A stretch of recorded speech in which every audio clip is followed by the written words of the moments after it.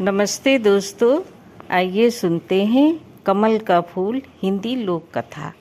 कमल भारत का राष्ट्रीय पुष्प एवं उड़ीसा, कर्नाटक, जम्मू कश्मीर और हरियाणा का राज्य पुष्प है। कमल के संबंध में अनेक विश्वास, मिथक एवं किंवदंतियाँ प्रचलित हैं। इनमें से कहीं इसे एक प्रेमी युवक बताया गया है और कहीं इसे स्वर्ग का देवता कहा गया है। एक रोचक किंवदंती के अनुसार कमल एक अभिशापित प्रेमी है। बहुत समय पहले की बात है, गांव में एक नवयुवक रहता था। वो बहुत हष्ट पुष्ट और सुंदर था। उसके माता पिता दोनों मर चुके थे। बस एक बड़ा भाई था। युवक के पास माता पिता की दी हुई थोड़ी सी जमीन थी। उसी पर वो अपने भाई के साथ खेती करता था। युवक और उसका बड़ा भाई दोनों बहुत मेहनत करते थे। वे खेती किसानी के साथ ही मेहनत मजदूरी भी करते थे, लेकिन इतना सब करने के बाद भी दोनों का गुजर बसर बहुत कठिनाई से होता था। एक बार एक युवक गांव के जमींदार के खेतों में पानी दे रहा था। सुबह का समय था। जमींदार के खेत गांव के बाहर थे और खेतों के पास एक बड़ा सा मैदान था। मेलों और त्योहारों के समय गांव के लोग इसी मैदान में एकत्रित होते थे। कभी कभी इस मैदान में बंजारे भी आ जाते थे और अपने डेरे लगा लेते थे। बंजारे कुछ दिन गांव में रुकते और फिर आगे बढ़ जाते थे। जमींदार के खेतों में एक बड़ा कुआं था। युवक कुएं से पानी खींचता और पास की नाली में डाल देता। नाली खेतों के बीच से होकर गुजरती थी, अतः पानी खेतों में पहुंच जाता था। युवक पूरे तन मन से काम कर रहा था। अचानक उसे लगा कि कोई उसके पास खड़ा है। युवक ने पीछे मुड़कर देखा। उसके सामने एक बंजारन हाथ में मटका लिए खड़ी थी। युवक ने बंजारन को देखा तो देखता ही रह गया। बंजारन 15-16 वर्ष की थी और बहुत सुंदर थी। युवक ने आज तक कभी इतनी सुंदर लड़की नहीं देखी थी। बंजारन युवक को बड़ी देर से देख रही थी। उसने अपने जीवन में इतना हष्ट पुष्ट और सुंदर युवक कभी नहीं देखा था।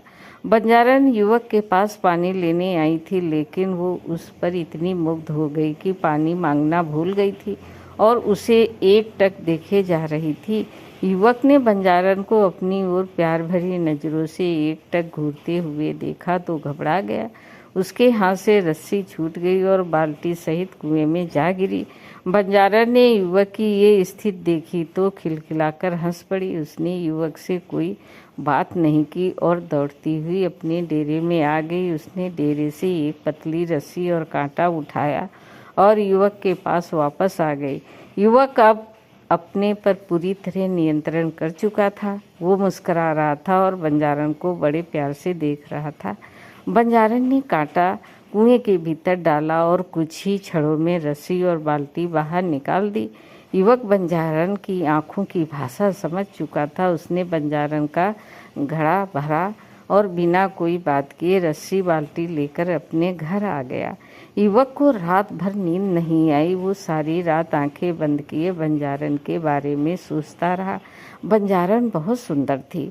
अगले दिन प्रातःकाल युवक पुनः जमींदार के खेतों में पानी देने के लिए कुएं पर आ पहुंचा। उसकी आंखें अलसाई हुई थी। आज उनमें पहली जैसी ताजगी नहीं थी। युवक ने कुएं पर पहुंचकर अभी एक बाल्टी पानी भरा था कि बंजारन पुनः आ गई। ऐसा लगता था कि वो अपने डेरे के पास खड़ी उसी की राह देख रही थी। दोनों ने एक दूसरे को देखा और आंखों में बहुत सी बातें हो गई। युवक के मन की बात जानने के बाद बंजारन उसे अपने डेरे में ले आई और उसे अपने बापू से मिलवाया। बंजारन का बापू बहुत लालची आदमी था। उसे जब ये मालूम हुआ कि युवक एक गरीब किसान है तो उसने उसके साथ बंजारन का विवाह करने से साफ मना कर दिया। लेकिन बंजारन की माँ के बहुत समझाने पर वो इस शर्त पर अपनी बेटी का विवाह करने के लिए राजी हुआ कि ग्रामीण युवक उसे 500 चांदी के सिक्के लाकर देगा। बंजारन के बापू ने युवक से साफ साफ कह दिया कि 5 माह बाद नवदुर्गा की अष्टमी के दिन कामाख्या मंदिर में वो बकरे की बलि चढ़ाएगा। इस दिन तक यदि उसे चांदी के सिक्के मिल जाएंगे तो वो कामाख्या मंदिर में ही अपनी बेटी का विवाह करा देगा, और यदि युवक चांदी के सिक्के नहीं ला सका तो वो अपनी बेटी किसी और को सौंप देगा। युवक ने बंजारन के बापू की शर्त मान ली। वो शरीर से हष्ट-पुष्ट और मजबूत होने के साथ ही बड़ा साहसी भी था। उसे विश्वास था कि वो किसी तरह मेहनत मजदूरी करके चांदी के 500 सिक्के इकट्ठा कर लेगा। बंजारे 3 दिन गांव में रुक कर चले गए। उनके साथ बंजारन भी चली गई। ग्रामीणी युवक अपनी बंजारन को जाते हुए देखता रहा। बंजारन भी उसे बार बार मुड़ मुड़ कर देख रही थी। बंजारन के जाने के बाद युवक अपने घर आ गया। उसे 5 महीने में 500 चांदी के सिक्के कमाने थे। युवक ने बहुत सोच विचार किया। इतना धन उससे केवल जमींदार ही दे सकता था। अगले दिन युवक जमींदार की हवेली पहुंचा और उसने जमींदार को अपनी समस्या बताई। जमींदार ने उसकी बात बड़े ध्यान से सुनी। वो युवक को 100 सिक्के प्रतिमा इस शर्त पर देने के लिए तैयार हो गया कि वो रात दिन जमींदार का काम करेगा और सभी तरह के काम करेगा। युवक ने जमींदार की बात मान ली और जमींदार की सेवा में लग गया। युवक बहुत मेहनती था। वो दिन भर जमींदार के खेतों में काम करता और रात को जमींदार की हवेली में आ जाता और जमींदार उसे जो भी काम देता वो करता। दिन रात मेहनत करने के बाद युवक बीमार भी पड़ा, किंतु उसने बीमारी में भी जमींदार के सभी कार्य किए। धीरे धीरे 1 महीना हो गया। युवक अपने चांदी के 100 सिक्के लेने जमींदार के पास पहुंचा, लेकिन जमींदार ने चांदी के सिक्के देने से इनकार कर दिया। उसने युवक से साफ कह दिया कि उसकी इस तरह की कोई बात उसके साथ नहीं हुई थी। युवक को क्रोध आ गया। उसने जमींदार को बहुत बुरा भला कहा और उसे उठाकर पत्थर की एक चट्टान पे पटक दिया। इससे जमींदार का सिर फट गया और वो मर गया। इसी समय जमींदार के घर वाले और उसके नौकर चाकर आ गए, लेकिन इसके पहले कि वो युवक को पकड़ पाते वो भाग निकला। जमींदार के नौकरों ने उसका पीछा किया, किंतु वे युवक को पकड़ नहीं सके और खाली हाथ वापस आ गए। युवक भागता रहा और भागते भागते बंगाल आ पहुंचा। ये एक नया स्थान था। युवक को लगा कि वो यहाँ सरलता से चांदी के 500 सिक्के कमा लेगा और अपनी बंजारन को ले आएगा और यहीं बस जाएगा। उसके लिए अब गांव वापस लौटना खतरे से खाली नहीं था। युवक को काम की खोज करते करते 3 दिन हो गए, लेकिन उसे कोई काम नहीं मिला। इस बीच उसने कुछ खाया पिया नहीं था, अतः भूख से उसकी हालत खराब हो रही थी। चौथे दिन प्रातःकाल युवक एक बगीचे में बैठा हुआ कुछ सोच रहा था। इसी समय उसके पास एक सुंदर युवती आकर खड़ी हो गई और उसे देखकर मुस्कुराने लगी। युवक को लगा कि वो स्त्री उसकी कुछ सहायता करना चाहती है। उसने उसे अपने पास बैठाया और सारी बातें बता दी। सुंदर स्त्री ने युवक की बातें बड़े ध्यान से सुनी।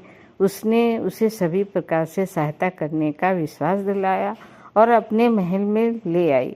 सुंदर स्त्री का महल बड़ा आलीशान था। सुंदर स्त्री ने युवक को भोजन कराया और आराम करने के लिए एक शानदार बिस्तर दिया। युवक बहुत थका था, अतः भोजन करने के बाद उसे नींद आ गई। युवक कब तक सोता रहा इसका उसे पता ही नहीं चला, लेकिन जब उसकी आँख खुली तो आधी रात हो चुकी थी। चंद्रमा का हल्का प्रकाश एक खिड़की से कमरे के भीतर आ रहा था। युवक उठकर खड़ा हो गया। उसने इधर उधर देखा। सुंदर स्त्री का कहीं पता नहीं था। युवक को बड़ा आश्चर्य हुआ। अचानक युवक के कानों से सुंदर स्त्री के गाने की आवाज़ टकराई। इस आवाज़ में गजब का आकर्षण था। युवक को ऐसा लगा कि मस्ती भरा गीत गाकर उसे बुला रही है। युवक अपने पर नियंत्रण नहीं रख सका और आवाज़ की ओर बढ़ा। कुछ कदम चलने के बाद युवक ने देखा कि भरपूर श्रृंगार किए सुंदर स्त्री आईने के सामने खड़ी है, अपना सुंदर रूप निहार रही है। सुंदर स्त्री ने आईने में युवक को देख लिया। वो उसकी ओर मुस्कुराते हुए बढ़ी और उससे लिपट गई तथा उसे अपने पलंग पर ले आई। युवक की समझ में कुछ नहीं आ रहा था, फिर भी वो ये तो समझ ही गया था कि सुंदर युवती उससे क्या चाहती है। इसी समय सुंदर युवती ने उससे कहा कि यदि वो उसका साथ दे तो वो उसे अगले दिन ही चांदी के 500 सिक्के देगी।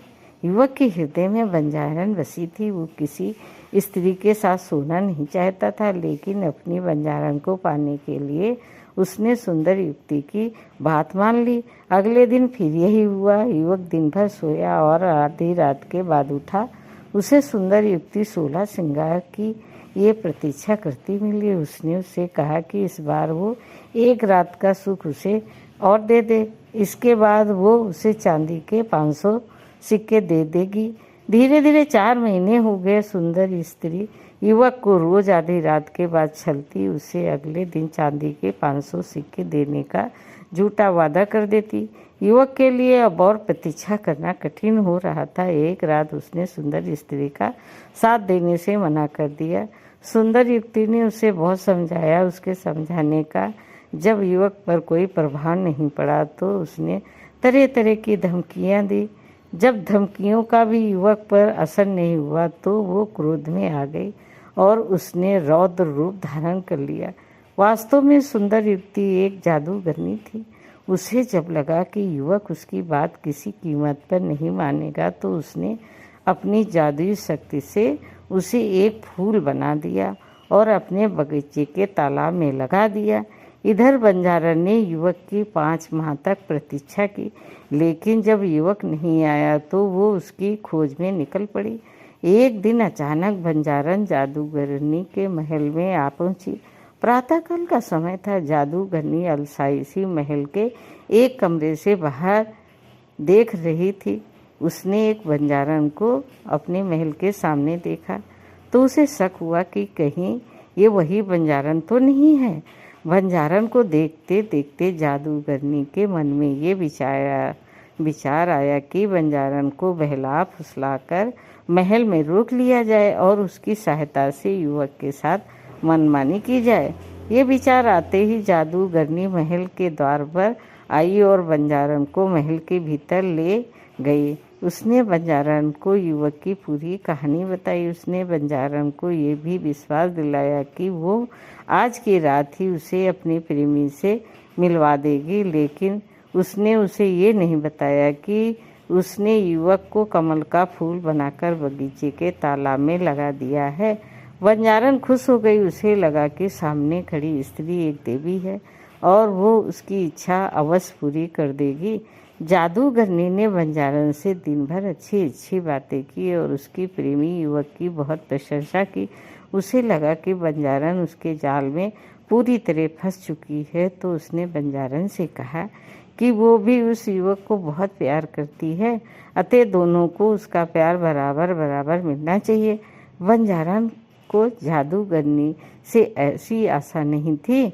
वो सब कुछ बांट सकती थी, लेकिन अपना प्यार कभी नहीं बांट सकती थी। वो अपना प्यार पाने के लिए ही अपना घर बार छोड़कर आई थी।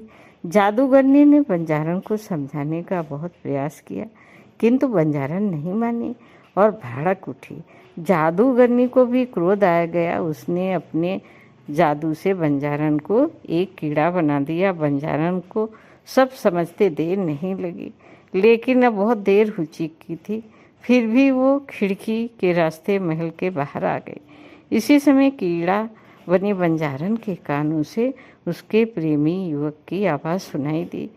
ये आवाज़ उसे अपने पास बुला रही थी। बंजारन ने इधर उधर देखा। ये आवाज़ महल के तालाब में खिल रहे एक कमल से आ रही थी। बंजारन की समझ में सब आ गया। जादूगरनी ने उसके प्रेमी को कमल बना दिया था। वो तेजी से कमल के पास पहुंची और उसमें समा गई।